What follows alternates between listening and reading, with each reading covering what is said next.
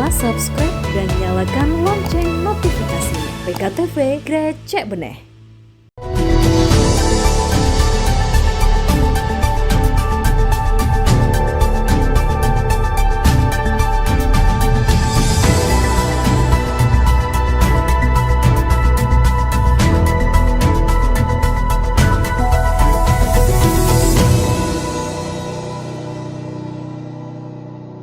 Assalamualaikum warahmatullahi wabarakatuh. Berjumpa lagi bersama saya dengan Rahmatalita di program Dewan Menyapa.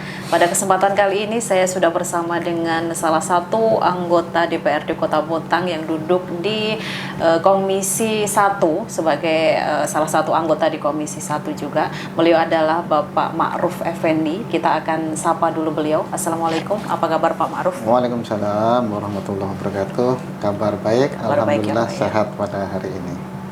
Alhamdulillah. Baik Pak Ma'ruf, saya ingin langsung saja ya di pertanyaan saya. Oke, Pak, mungkin banyak masyarakat Kota Bontang maupun pemirsa PKTV yang belum mengetahui seorang Bapak Ma'ruf Effendi. Sebenarnya Bapak ini asli Kota Bontang atau pendatang sebelumnya, Pak? Saya lahir di Jawa Timur, di Jember, tahun 71. Kemudian saya SD sampai SMA di Jember, kuliah di Samarinda, Universitas Munawarman. Tahun 97 saya ke Bontang. Pertama kali saya di Yabis sebagai guru.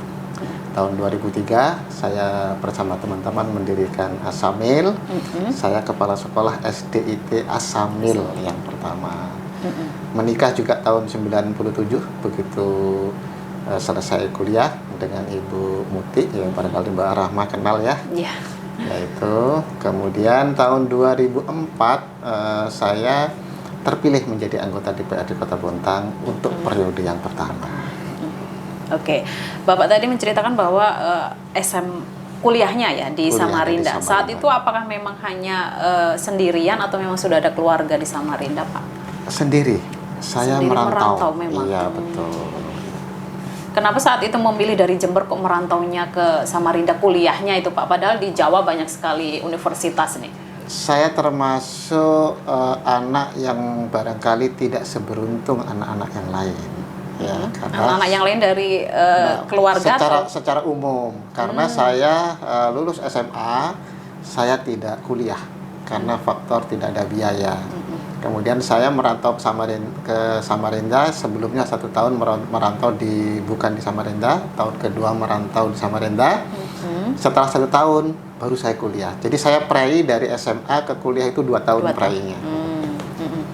Baik, Bapak tadi bilang bahwa memang sampai tidak langsung kuliah gitu Pak, karena memang tersendat biaya gitu. Betul Pak. sekali. Memang seorang Pak Ma'ruf ini dari keluarga seperti apa sih? Keluarga saya termasuk tergolong keluarga petani yang tidak punya lahan di Jawa. Jadi petani yang menggarap lahan orang lain. Itu sehingga kehidupannya juga tidak seberuntung ya anak-anak yang lain. Kira-kira seperti itu, sehingga begitu lulus SMA ya saya tidak kuliah, ya bekerja. Tetapi dari bapak saya, alhamdulillah sekarang juga masih hidup. Bapak saya itu menanamkan nilai kepada anaknya, itu nilai untuk selalu menuntut ilmu. Sehingga kesempatan terakhir setelah 2 tahun tidak sekolah, tidak kuliah, tahun kedua itu saya manfaatkan untuk mendaftar di 2 pilihan sebenarnya, Universitas Negeri Jember sama Universitas Munawarman. Tetapi saya daftarnya di Samarinda. Sudah merantau setahun di Samarinda, dan yang kena Universitas Munawarman, dulu namanya Sipenmaru dulu. Saya di Fakultas Keguruan Ilmu Pendidikan jurusan matematika. Jadi saya ini guru matematika. Guru matematika ya. Oke Pak. Dari berapa bersaudara Pak? Saya 4 bersaudara. Saya anak yang ketiga. Anak yang ketiga ya. Berarti masih ada keinginan untuk mandiri gitu Pak ya, daripada anak paling terakhir kan inginnya ngikutin kakak-kakaknya gitu ya. Iya. Kemandirian akhirnya itu muncul pada diri saya ketika saya harus survival. survive ya. Iya. Artinya keberadaan orang tua yang tidak terlalu mampu dalam pengertian tidak bisa membiayai kuliah, pada saat itu saya mandiri. Ya mandiri, kuliah juga mandiri, dan ternyata kemandirian itu membawa manfaat yang baik ya, bagi kita setelah kita hidup di ya sebagai manusia orang dewasa seperti ini. Jadi dari lulus SMA itu sudah mandiri. Iya. Oke. Saat merantau ke Samarinda, Pak, apakah memang ada yang membawa, ada yang mengajak seperti itu, atau memang saya adu nasib aja nyari pekerjaan di Samarinda gitu? Ya, ada tetangga saya dan termasuk teman yang sudah lebih dahulu merantau di Samarinda, yaitu di Jalan Dr. Sutomo. Itu dia berhasil dia. Saat itu apa, Pak? Dia punya usaha servis elektronik. Baik TV, radio gitu. Dan saya pertama kali di Samarinda kerjanya itu. Oh. Jadi kalau sekarang ada radionya Mbak Rahma yang rusak, insya Allah saya bisa bawa ke baikin. Saya bawa ke Pak Maruf Iya, ya. bisa baikin. Ada AC juga bisa, Pak. Nah, itu selama setahun. Ya. Cuma karena saya tahun kedua sudah kuliah, ya sudah saya tinggalkan ya profesi sebagai servis elektronik itu, dan saya terlibat di kuliah itu. Saya aktif di masjid kampus, ya. Masjid kampus, dan di situ yang akhirnya membawa saya aktif di dakwah, kemudian aktif di Partai Keadilan yang sekarang menjadi Partai Keadilan Sejahtera. Saat itu di umur berapa Pak Ma'ruf waktu kuliah dan aktif di kampus masjid terutama? Ya, saya lahir 71, masuk 91. Berarti berapa? 20-an lebih lah. Ya. 21, 22. Karena saya masih ingat, yang saya ingat itu nikah. Nikah itu umur 25. Berarti kuliahnya Berarti kuliah belum selesai? Apa sudah? Dong, Oh. sudah. Nah, jadi sudah selesai. S1 Saya D3, Oh, karena D3. pada saat itu belum ada S1 untuk jurusan FKIP Matematika, belum ada S1 tertinggi D3. Makanya saya ya ikut D3 itu. Oke, setelah itu Pak, kenapa akhirnya bisa berada di Kota Bontang? Saya kepingin mengabdi atau mengajar. Pilihan ada tawan dua. Yang pertama di Muara Badak, saya ditawari oleh dosen saya namanya Pak Rahmat Suud. Kemudian yang kedua di Bontang ini ada senior saya yang lebih dulu di sini, namanya Pak Agus Budianto. Beliau guru di Vidatra. Ya, saya telepon beliau dan dia menyampaikan nggak apa-apa ke Bontang saja, dan saya diarahkan melamar di Yabis. Dan saat itu saya diterima menjadi guru SMP Yabis tahun 97. Kemudian 2 tahun saya pindah ke SMA Yabis. Dapat 2 tahun lagi saya diangkat sebagai kepala sekolah SMP Yabis. Dapat 2 tahun. Saat itu sudah menikah ya Pak? Sudah, ya saya sudah. Jadi awal saya kerja di Yabis, saya langsung bawa istri, ya, istri dari Samarinda. Nah, setelah di SMA Yabis, saya diangkat kepala sekolah SMP Yabis. Iya. Tahun 2003, saya resign dari Yabis. Saya merintis lembaga pendidikan bersama teman-teman di PKS, yaitu Yayasan As-Samil mendirikan SDIT As-Samil. Dan saya sebagai kepala sekolah yang pertama. Saat itu masih SD saja ya Pak? SD As-Samil saja, ya? SD saja. Oke. Muridnya hanya 54 orang saja. 54 anak, dan tempatnya di Al-Furqon, di PTN PKP sana. Oh, sebelumnya di situ ya? Di situ kita pinjam, tidak punya tempat, kita pinjam. Dan alhamdulillah sekarang berkembang, dan sekarang sudah ada TK, ada SD, ada SMP, ada SMA, SMP dan SMA-nya boarding. Kira begitu. Oke, Pak, saat itu Pak Ma'ruf dan juga kawan-kawan memutuskan untuk membuat yayasan sendiri. Waktu itu apa yang menjadi motivasi Pak?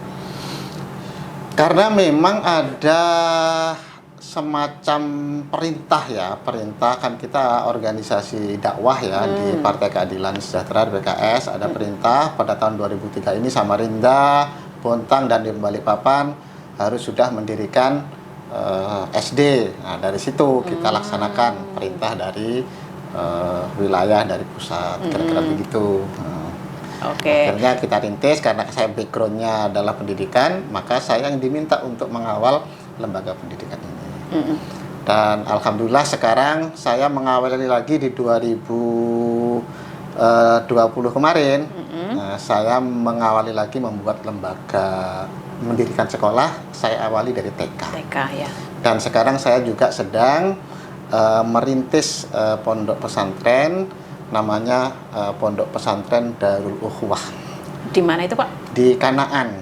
Kita bekerja sama dengan Yayasan Cahaya Fikri, Yaumil PT Badak. Di sana kan ada BPPKM, BPJK, sarana prasarananya belum teroptimalkan, maka kita mengoptimalkan sarana prasarana itu untuk membuat pondok Darul Ukhuwah atau Dahu. Nanti kita mendirikan lembaga MTS, Madrasah Sanawiyah. Oke, baik Pak.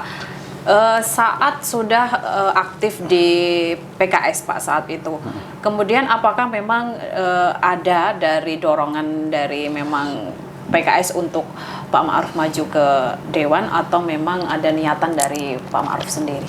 Ini dorongan dari partai, ya, dari PKS, karena memang kultur di PKS itu setiap kader tidak boleh ada ambisi-ambisi secara pribadi. Itu di PKS, ya, kulturnya memang seperti itu. Ya, sehingga waktu itu kami di semacam ada penugasan dari partai untuk caleg menjadi anggota DPRD, dan alhamdulillah menjadi anggota DPRD. Kalau tidak salah saya ini anggota DPRD paling lama kayaknya ya. sih. Sudah 2 periode Pak ya? 4 malah 4 sudah ya? Iya, 2004, dari 2004, 2009, ya, 2009, 2014, ya, 2014, 2019 sampai sekarang. Iya. Ternyata sudah 4 periode, Pak. Belum bosan, Pak? Apa? Belum bosan. Kayaknya bosan deh. Maksudnya bosan di Bontang. Oh, bosan di Bontang, mau maju yang lebih Kaltim ini ya, aja Pak. nanti, Nah. Ya. Oke, Pak. Kemudian Pak, kalau di PKS sendiri Pak saat itu otomatis Bapak harus bisa berpolitik saat itu, Pak. Bagaimana akhirnya seorang Pak Ma'ruf akhirnya yang jadi tadinya guru harus berpindah berpikir untuk di dunia politik juga, Pak? Iya.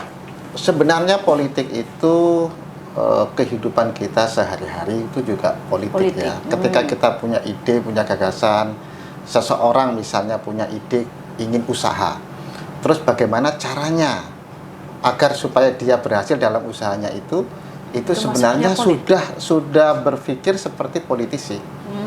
Politisi itu kan tugasnya adalah membuat kebijakan-kebijakan.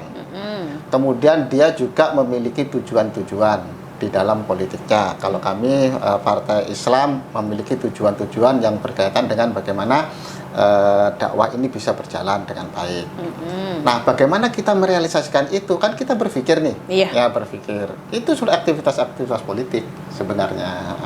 Ketika ada usulan dari masyarakat, ya, masyarakat itu ada aspirasi disampaikan kepada kita, bagaimana kita berjuang agar aspirasi dari masyarakat yang kita wakili itu bisa diakomodir oleh pemerintah daerah. Itu bagian dari berpolitik juga, bersiasat. Cuma memang bedanya karena kita berpolitik itu menyangkut penyelenggara pemerintah, yaitu penyelenggara pemerintah dari daerah, maka bekalnya ini harus diisi. Membaca seluruh peraturan perundangan terkait dengan pemerintahan daerah, kemudian peraturan-peraturan Menteri Dalam Negeri yang mengatur bagaimana tugas pokok dan fungsi DPRD, itu harus kita baca. Kebiasaan membaca ini kan sudah kita lalui juga pada saat kita di mahasiswa, kita juga membaca. Kira-kira begitu, sehingga mengalir begitu saja. Tetapi medannya memang beda ya. Medan sebagai pendidik, guru, dan medan sebagai legislator atau anggota DPRD tentu bacaannya beda. Yang dihadapi juga beda. Tapi saya itu seperti tidak bisa memisahkan jiwa saya sebagai seorang pendidik. Oleh karena itu ketika saya di DPRD itu saya perjuangannya bagaimana perjuangan untuk dunia pendidikan selalu menjadi concern bagi saya. Saya dulu pertama kali di 2004 itu masuk Komisi 1 dan perjuangan pada saat itu adalah perjuangan PGS. Jadi insentif PGS waktu itu kita perjuangkan. Yang akhirnya alhamdulillah sampai sekarang juga berjalan dengan baik. Saya masih ingat undang-undang yang mengatakan alokasi anggaran 10% itu baru diresmikan oleh pemerintah pusat dalam hal ini waktu itu MPR mengamanatkan kan bahwa pendidikan 10%. Itu kan di daerah juga masih belum bisa dilaksanakan dengan baik. Nah, perjuangan saya pada saat itu ya, selalu concern dengan yang itu, mendorong agar supaya keputusan kebijakan pemerintah itu betul-betul dilaksanakan di daerah. Alhamdulillah kalau sekarang ini kan tinggal ikuti aja. Kira-kira begitu. Oke. Pak Ma'ruf kan sudah 4 periode ini duduk di kursi Dewan, Pak. Apakah memang dari awal sampai sekarang ini di Komisi 1 terus? Oh tidak. Oh tidak ya. Saya pernah di Komisi 1, pernah di Komisi 2, pernah di Komisi 3. Saya pernah ketua Badan Kehormatan, ketua Bapemperda 2 kali, menjadi wakil ketua DPRD juga pernah. Jadi semuanya sudah.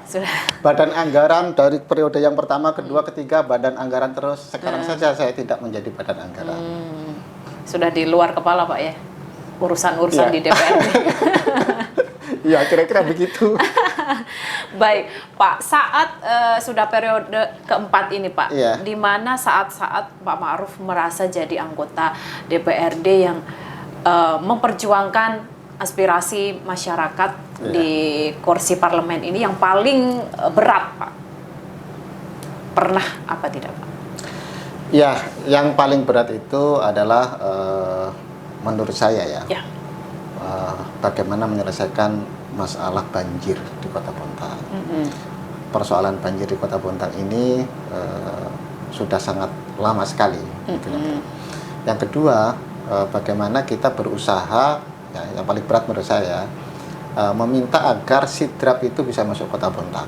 Itu juga agenda yang dari dulu awal saya anggota DPRD sampai sekarang juga belum bisa finish ya Pak, sampai banjir sekarang. Sama itu termasuk berat perjuangannya dan harus terus ya dilakukan dan disuarakan.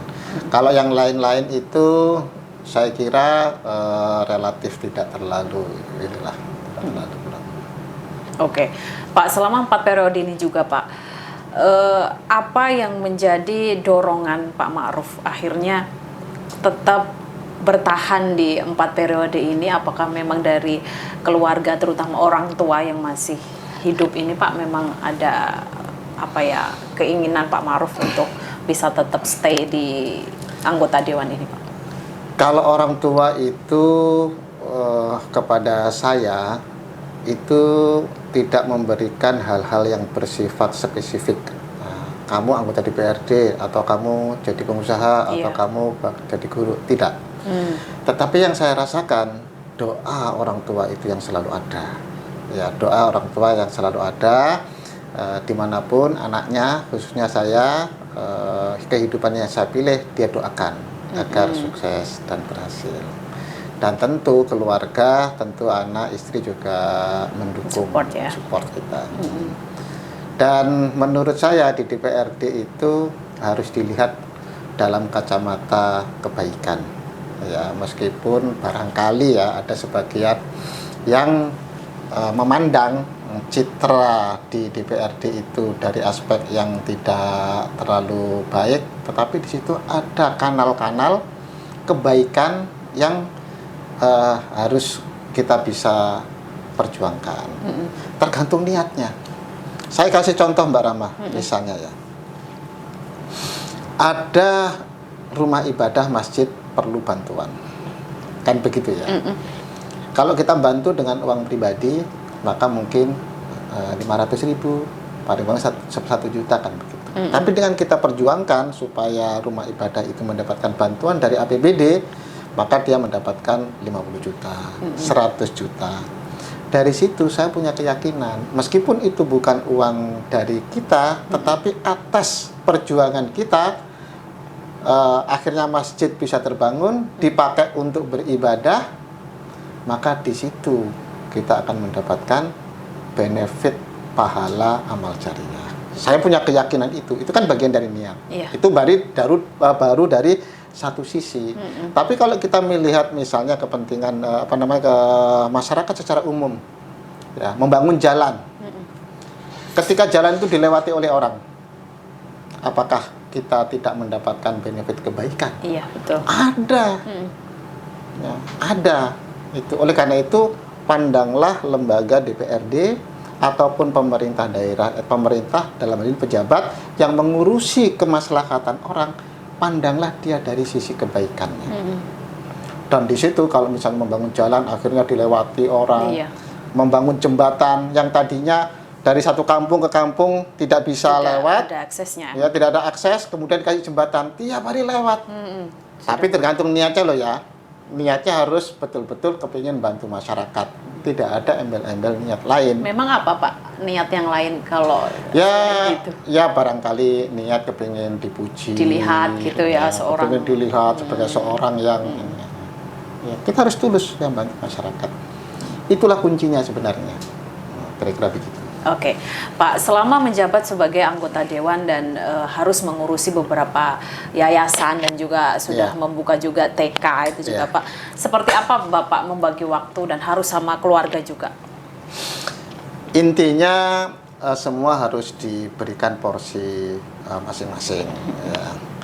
Kita insya Allah kalau di DPRD ini yang diminta itu kan bukan fisik kita, tetapi pikiran, ide, gagasan di DPRD. Tapi fisik juga Pak, karena harus ikut kemana-mana.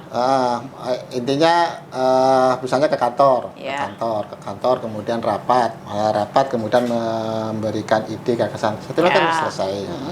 Nah, insya Allah masih bisa dibagi nanti di luar kegiatan yang tidak terjadwalkan di kantor bisa kita manfaatkan. Nah, posisi di yayasan pun kan bukan posisi sebagai orang teknis, tapi posisi sebagai pengambil kebijakan besarnya.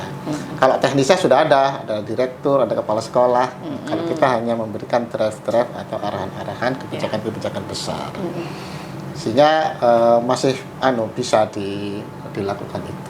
Oke, karena memang sudah sering saya lihat juga liburan juga Pak ya sudah dengan keluarga. Ya betul. Nah berarti kan memang waktunya masih bisa lah ya untuk keluarga juga gitu. Justru saya di usia 52 tahun ini kita juga sudah harus memberikan waktu yang kita sebut dengan quality time. Betul. Untuk keluarga. Quality time itu bisa waktunya sebentar tapi berkualitas, bisa lama juga berkualitas juga.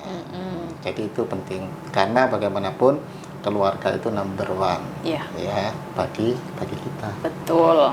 Karena seorang sebuah jabatan itu kalau nggak ada dukungan dari keluarga juga benar sekali gitu ya Pak. Iya betul. Dan kita semuanya ini jabatan, kemudian pekerjaan apapun kan ujung-ujungnya untuk keluarga juga dalam kaitan yang lebih luas.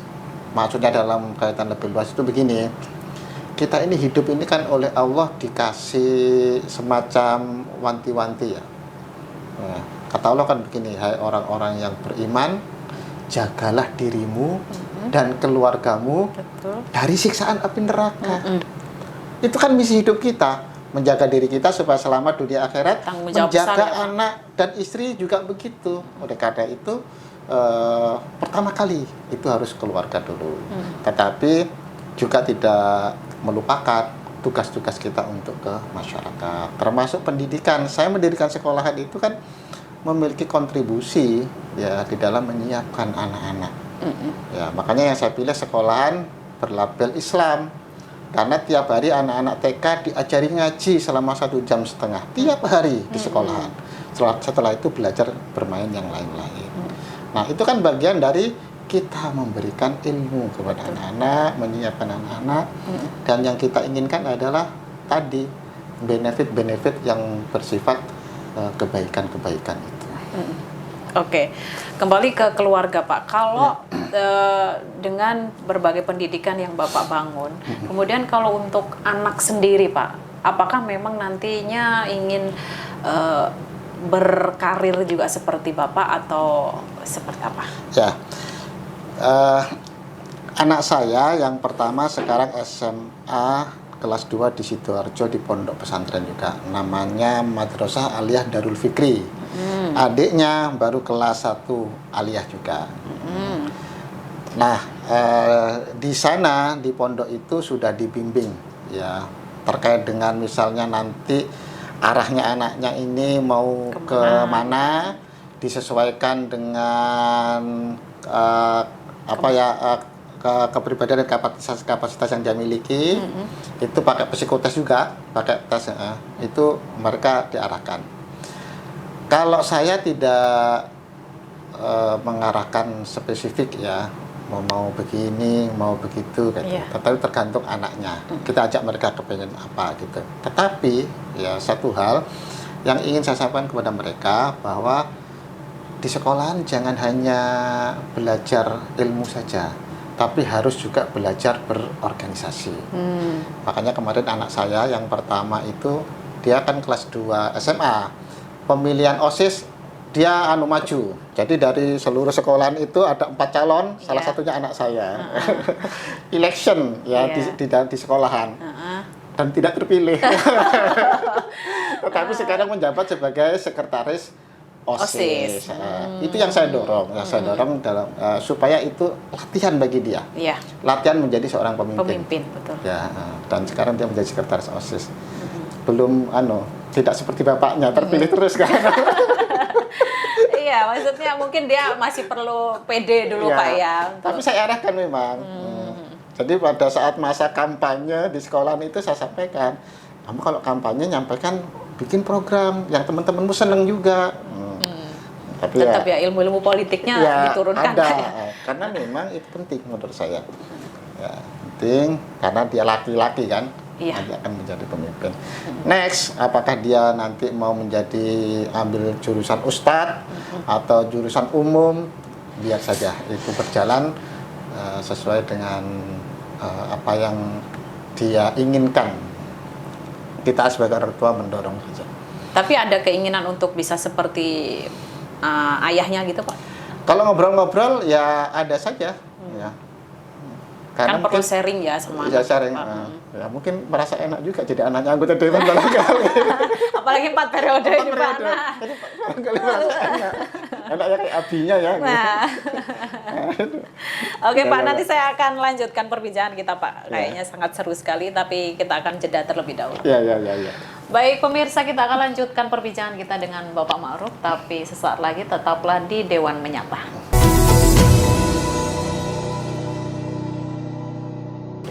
Baik pemirsa, kembali lagi di Dewan Menyapa. Kita akan lanjutkan obrolan kita dengan Bapak Ma'ruf.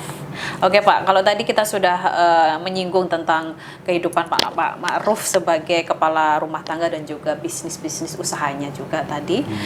Saya sekarang ingin bertanya bagaimana tugas dan fungsi Bapak Ma'ruf yang duduk sebagai anggota Komisi 1 Pak sejauh ini. Jadi anggota Komisi 1 itu memiliki tugas pokok fungsi pada bidang pemerintahan dan kesejahteraan rakyat. Itu secara urusannya begitu. Nah, kalau kemudian mitra OPD ya itu ya pokoknya segala yang berhubungan dengan masalah hukum, pemerintahan, pendidikan, kesehatan, ketenaga kerjaan itu ada di Komisi 1. Termasuk pemerintahan dalam hal ini kan camat, lurah itu ada di Komisi 1. Sekarang tidak per urusan tetapi per UPD. Oke, Pak, sejauh ini Pak selama periode keempat ini Bapak duduk di kursi Komisi 1 Pak, apa yang menjadi wewenang dari Komisi 1 dan apa yang sekarang lagi diurusi sama Komisi 1 Pak? Iya, kewenangan yang di Komisi 1 seperti saya sampaikan ada ketenagakerjaan, kemudian kesehatan, kemudian juga pendidikan itu ya segala macam yang berhubungan dengan itu. Sekarang kita sedang membuat perda yang berhubungan dengan anak-anak terlantar, itu juga usulan dari Komisi 1. Nah, kemudian kita juga menyelesaikan laporan-laporan dari masyarakat. Jadi kalau ada warga lapor minta difasilitasi oleh anggota DPRD, mungkin karena ada masalah dengan perusahaannya di PHK atau belum dapat pesangon, yang seperti itu juga kita layani dan cukup banyak yang minta difasilitasi oleh DPRD dalam menyelesaikan persoalan-persoalan ketenagakerjaan. Itu yang cukup banyak di Komisi 1. Oke. Kalau kesehatan Pak seperti apa? Kesehatan itu dibagi dua. Ya, pertama kesehatan yang berkaitan dengan OPD Dinas Kesehatan itu di Komisi 1.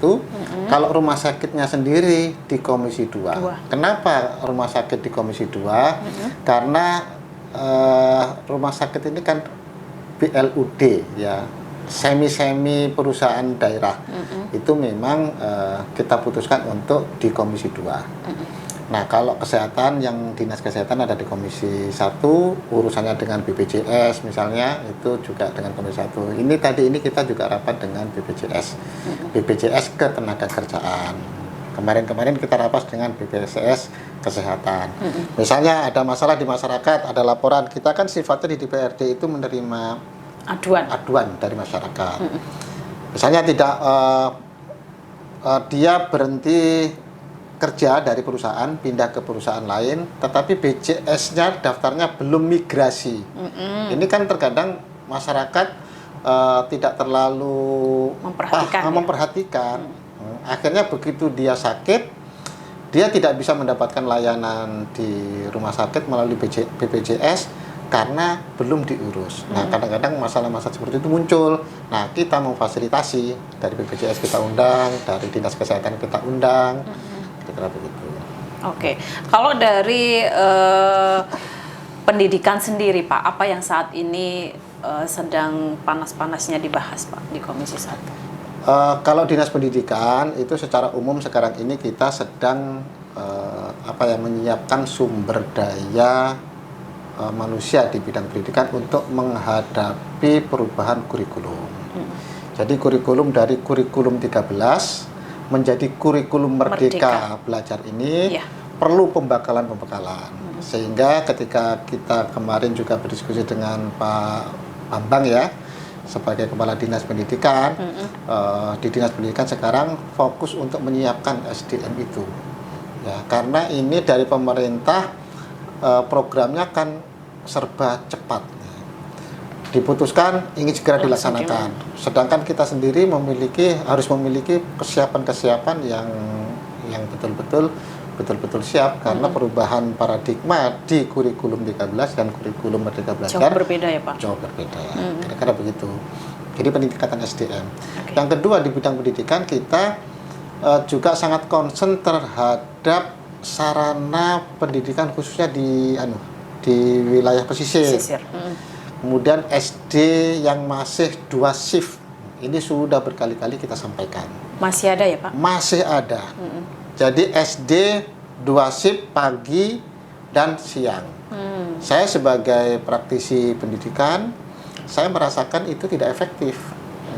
Ya, kurang efektif, sehingga memang perlu dicarikan alokasi. Memang untuk memecah lagi tempat menjadi menjadi tempat lain atau digabung jadi satu, problemnya agak sedikit banyak ya. Banyak problem maksudnya. Bukan hanya problem sarana prasarana, tapi problem pengelolaan sumber daya. Nah, kalau SD 2 itu kan kepala sekolahnya 2. Nah, kalau misalnya jadikan satu, kan satunya harus mau kemana gitu. Nah, kayak gitu-gitu sebenarnya. Nah, saya sudah sampaikan kepada Pak Bambang, bikinlah semacam rencana strategis selama beberapa tahun ke depan. Ketika ada golongan yang misalnya menempati jabatan kepala sekolah itu pensiun, nggak usah dulu ngangkat, ya, supaya nanti tidak over SDM, sedangkan penempatannya kita kurang. Kira-kira begitu. Kalau sampai saat ini Pak yang masih memberlakukan 2 shift SD di mana Pak? Ada di Bontang Selatan, SD berapa saya lupa SD-nya ya, tapi SD nomor berapa saya lupa. Tapi tinggal satu SD aja Pak? Ada 2 kalau nggak salah. Terus ada 2. Kalau seperti itu memang 2 kepala sekolah juga? 2 kepala sekolah. Kalau tenaga pendidiknya, pengajarnya, guru-gurunya? Beda-beda juga. Beda-beda juga? Ya. Ada yang sebagian beda, ada sebagian sama, tapi 2 kepala sekolah. 2 kepala sekolah, 2 manajemen. Kenapa gitu? Baik, kalau seperti itu Pak, apa yang diambil langkah dari Komisi 1 Pak, selain koordinasi dengan OPD terkait dengan Kepala Dinas, apa usulan yang dilakukan Komisi 1 Pak? Ya, usulan yang kita lakukan yang pertama ya tadi itu membuat rencana sampai beberapa tahun agar disiapkan pertama lokasi, yang kedua menyiapkan SDM-nya. Bagaimana OPD terkait saat ini setelah mendapat masukan dari Komisi 1? Saya kira ditindaklanjuti itu, karena kita sangat keras ya, sangat keras kritiknya ketika masih ada 2 sekolah ini, dan komitmen pemerintah siap untuk mencoba menyiapkan lah. Apakah rencana mau dibuatkan lokasi sendiri atau Ada 2 alternatif. Ya, kalau sekarang ada 2 alternatif, bisa dibikinkan lokasi sendiri dengan kepala sekolah yang berbeda, atau dijadikan satu di situ kepala sekolahnya. Satu. Ya, kira-kira begitu. Tapi itu masih dalam pembahasan ya, Pak? Masih digodok di Dinas Pendidikan. Oke.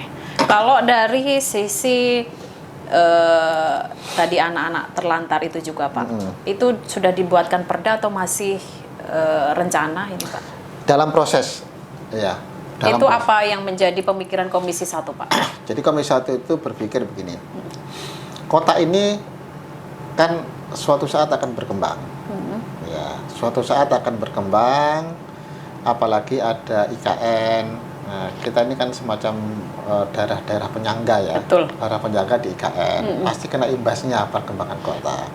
Salah satu ciri kota itu biasanya ada masalah-masalah sosial. Betul. Ada misalnya gelandangan, ada pengemis di jalan, kan gitu ya. Itu kita antisipasi. Ya, meskipun sekarang ini belum ada, tetapi kita sudah siapkan perangkatnya supaya tidak terjadi di tempat kita. Memang kalau di Bontang kayaknya kita belum mendapatkan ya, yang minta langsung di lampu merah. Oh ya, memang belum ada dan jangan kecuali, sampai ada ya, Pak. Ya, kecuali yang dia menunjukkan anunya. Proposal. Bukan. Apa itu, Pak? Yang itu apa? Oh, ada punya keahlian lah yang itu. Yang badut itu loh. Ya. Kalau badut itu kan apa ya? Dia bukan pengemis ya? Iya, bukan, Pak. Bukan, karena dia menunjukkan usaha, Iya. sama dengan pengamen. Itu kan bukan pengemis, tapi dia usaha. Nah, badut itu kan juga berusaha menghibur orang di jalanan.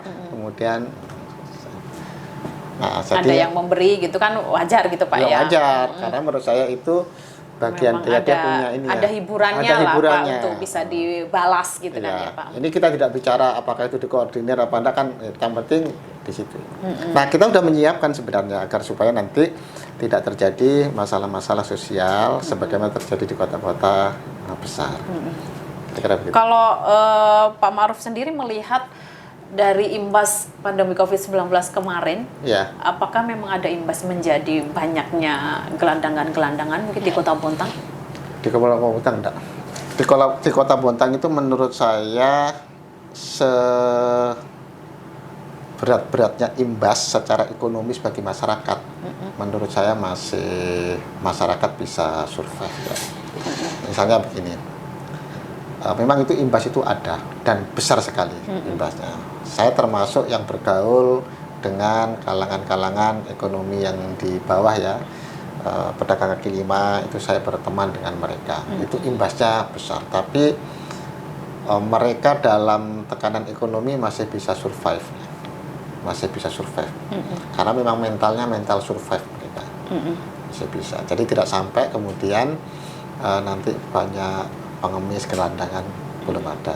Oke, tapi kenapa dari Komisi 1 sendiri, Pak, berencana untuk harus diperdakan ini untuk mengantisipasi mereka, sementara pemikiran Pak Ma'ruf hal itu kayaknya di Bontang nggak ini deh gitu. Oh enggak, tadi kan pertanyaannya di COVID ini ya. Oh ya, COVID ini sekarang faktanya tidak nih. Tapi kita antisipasi perkembangan kota ini ke depan. Kalau kota ini misalnya besar, apalagi isu nasionalnya kan isu EKN, bukan isu saja. Kalau betul-betul ada IKN berdiri, pasti ya kita sebagai daerah penyangga akan ada itu, Pak, nanti. Seperti itu. Oke, Pak.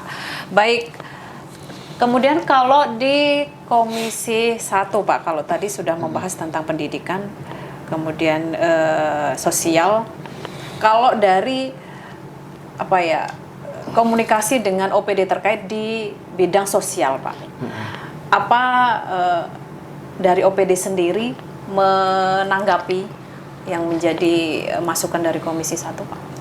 Iya, itu jelas ya ditanggapi ya, karena kita ini dengan mitra OPD itu kan semacam kita ini saluran ya. Jadi OPD melaksanakan program, dan program itu juga dibicarakan dengan Komisi 1. Ya, ketika ada masyarakat punya keluhan berkaitan dengan program itu, maka kita panggil OPD. Ada RDP, rapat dengar pendapat. Itu hampir ditindaklanjuti. Ya, semuanya ditindaklanjuti, masukan-masukan dari DPRD. Memang harus begitu. Harus ditindaklanjuti oleh mereka. Kalau di masalah ketenaga kerjaan Pak, di Bontang ini Bapak melihatnya seperti apa Pak? Ya, kita di Bontang ini termasuk bersyukur karena kita punya perda. Perda yang di situ mensyaratkan adanya tenaga lokal diserap oleh perusahaan sekitar berapa ya, 75% ya, itu harus tenaga lokal. Itu alhamdulillah ya, perusahaan-perusahaan melaksanakan perda tersebut. Ya, karena kalau tidak melaksanakan perda tersebut ya pasti berhadapan dengan kami. Karena kami yang membuat itu. Itu keuntungan di Kota Bontang sebenarnya kita punya perda itu. Dan ini kayaknya perda menurut saya mungkin agak susah ya mencari di daerah lain. Ya, karena ini bagian dari wisdom kebijakan lokal. Kebijakan lokal, meskipun ada beberapa yang mengkritisi karena tidak sesuai dengan undang-undang, kira-kira begitu. Tapi kan ya kita ini kearifan lokal. Ketika wali kota mau, DPRD mau membuat syarat tersebut, ya harus kita laksanakan.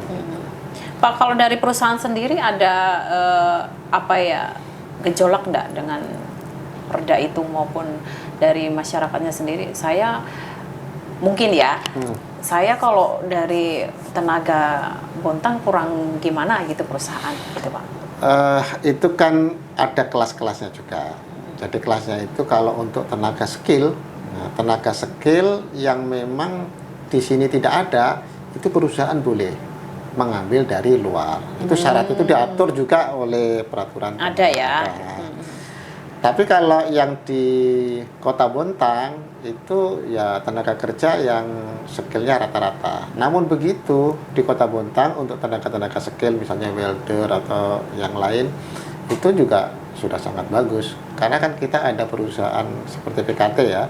PKT, PT Bada itu tenaga kerjanya kan tenaga kerja yang mereka rekrut standarnya sudah standar nasional bahkan internasional. Sehingga gejolak itu pernah ada, tapi alhamdulillah pihak perusahaan itu bisa berdialog, akhirnya ya sudah bisa melaksanakan perda dengan baik. Oke, baik. Kalau saya bertanya sekarang Pak, pemerintahan di Bontang ini menurut Pak Ma'ruf seperti apa? Apa yang masih dilihat seorang Pak Ma'ruf masih kurang begini ataupun sudah bagus seperti itu? Jadi kalau mengukur pemerintah itu harus jelas ukurannya. Jelas ukurannya itu apa? Kita lihat RPJMD. Rencana pembangunan jangka menengah daerah. RPJMD itu bagian dari penjabaran visi dan misi wali kota.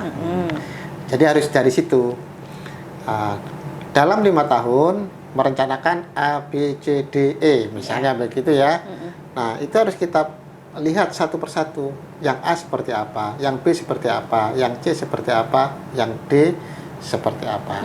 Kalau itu kita lakukan, maka nanti kita akan menemukan rapot namanya. Oh, program yang ia canangkan, program A misalnya, faktanya sudah memerintah, belum ada realisasi. Maka kita beri nilai di situ. Itu objektifnya begitu.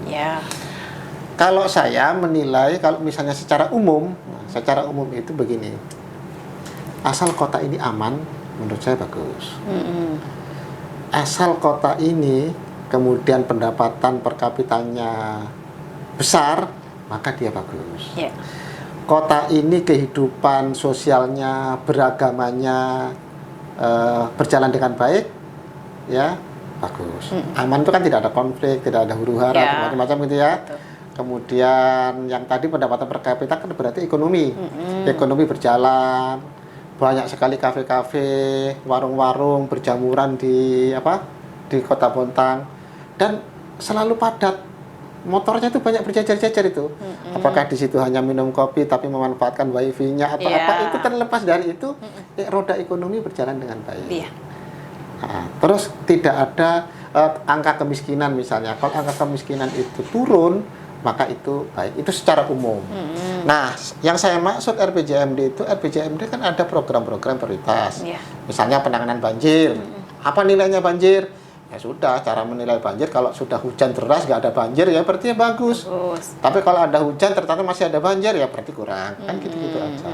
Sehingga memang pemerintah itu ya tidak bisa sempurna 100%, itu tidak bisa.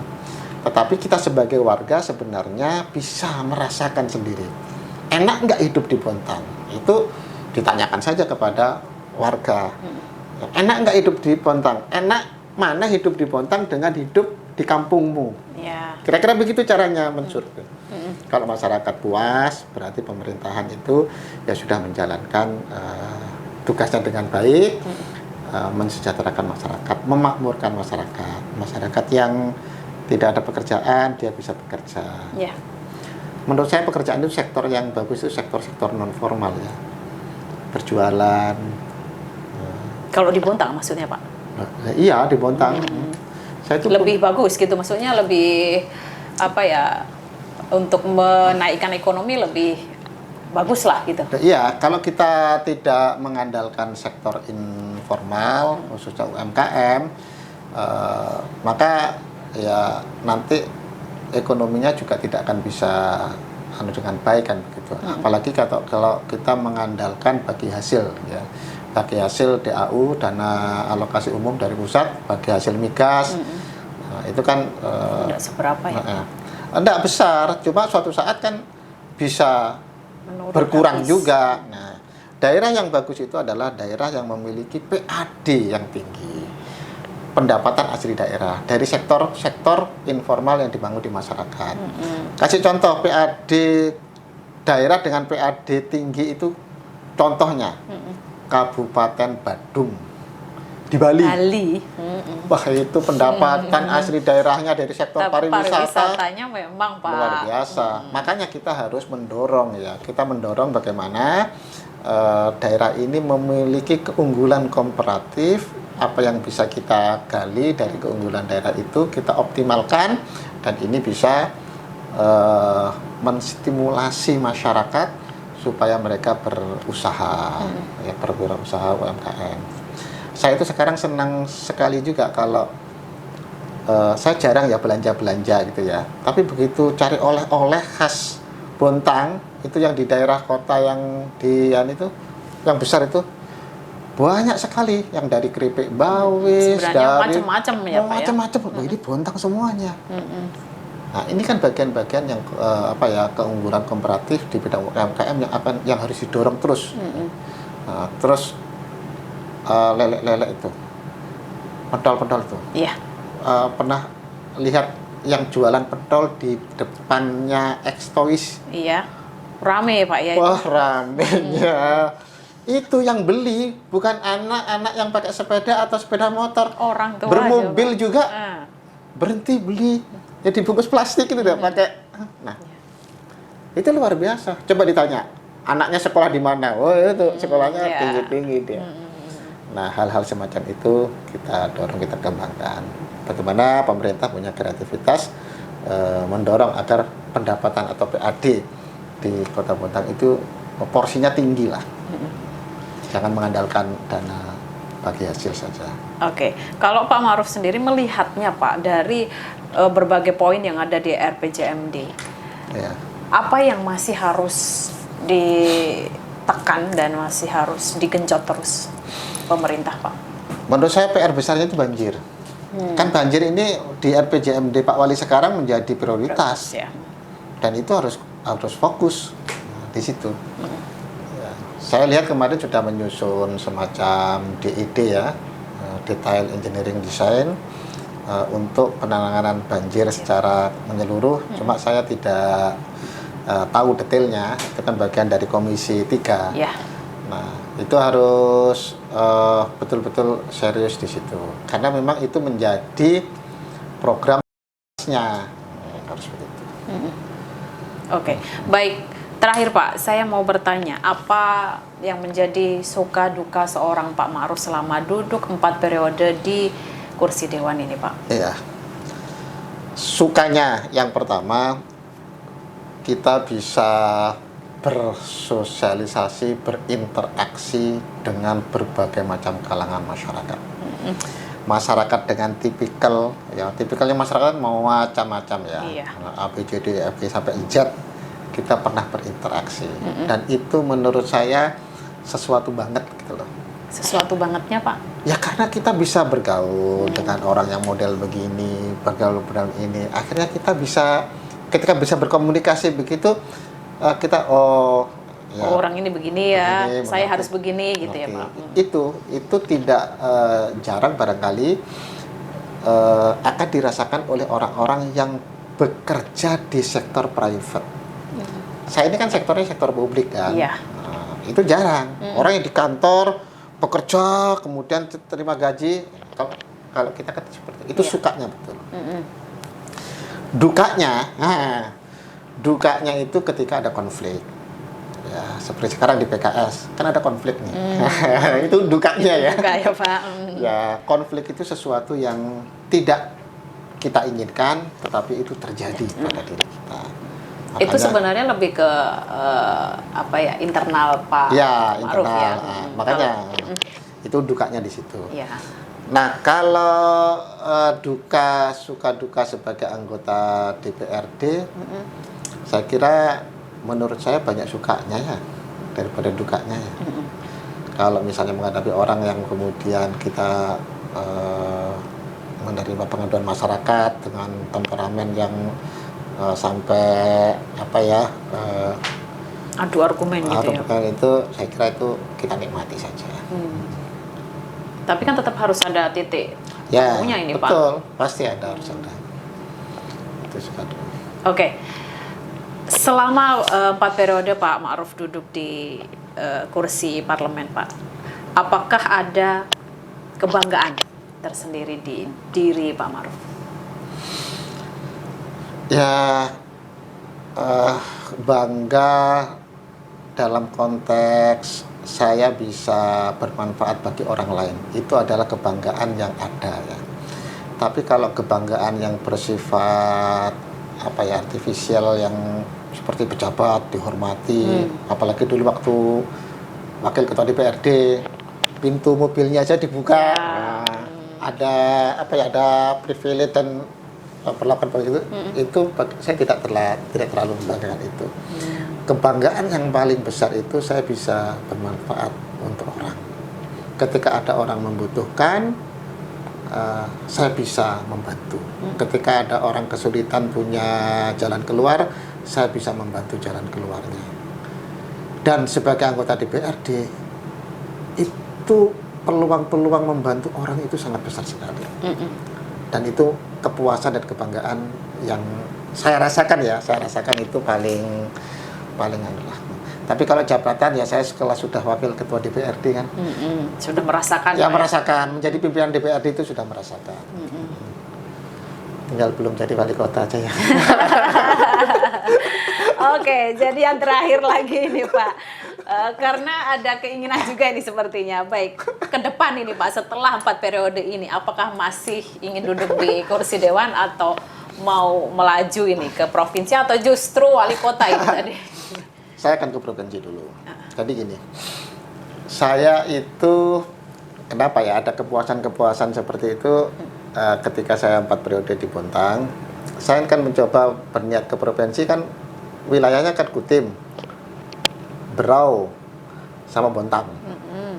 Itu di Kutim sendiri luasnya. Betul. Bontang itu nggak ada kabupaten ya? apa-apanya ya. Satu kecamatan di Kutim, kecamatan Teluk Pandan, itu luasnya sama dengan kota Bontang. Bontang, iya.